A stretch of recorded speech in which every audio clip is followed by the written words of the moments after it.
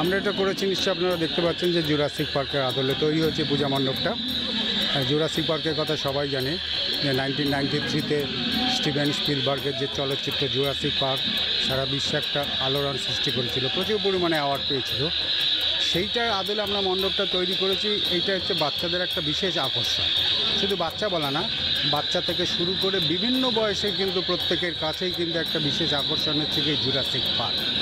আর আমরা চেয়েছি সেই প্রাগৈতিহাসিক যুগের ডাইনোসরস থেকে শুরু করে মানে বিভিন্ন প্রজাতি এবং বিভিন্ন আকারের যে ডাইনোসরসটা, সেটাকে আমরা মডেলের মাধ্যমে তুলে দেওয়া, তাদের কিছু কিছু চলমান উপস্থিতি, তাদের যে গলা কণ্ঠস্বর যেটা আর কি, সেটাকেও আমরা সমস্ত দর্শনার্থীদের কাছে তুলে ধরার চেষ্টা করেছি।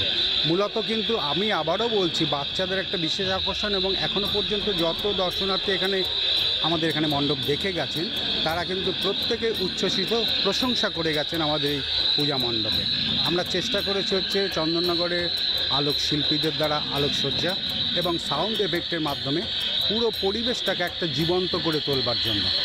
আমরা কতটুকু সফল হয়েছে কি না হয়েছে সেটা একমাত্র দর্শনার্থী যারা এখানে আসছেন তারাই বলতে পারবেন। এই থিমটা কতদিন সময় লেগেছে তৈরি করতে? এই থিমটা হচ্ছে আমাদের শুরু হয়েছে হচ্ছে কি জুলাই মাস থেকে। এই যে বিভিন্ন যে মডেলগুলো যেগুলো রয়েছে ডাইনোসরস থেকে শুরু করে অন্যগুলো, সেগুলো জুলাই মাস থেকে শুরু হয়ে গেছে।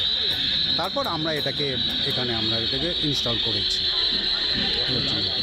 আমার নাম হচ্ছে গোপাল সেনগুপ্ত। আমি এই গোপালপুর নওয়াজান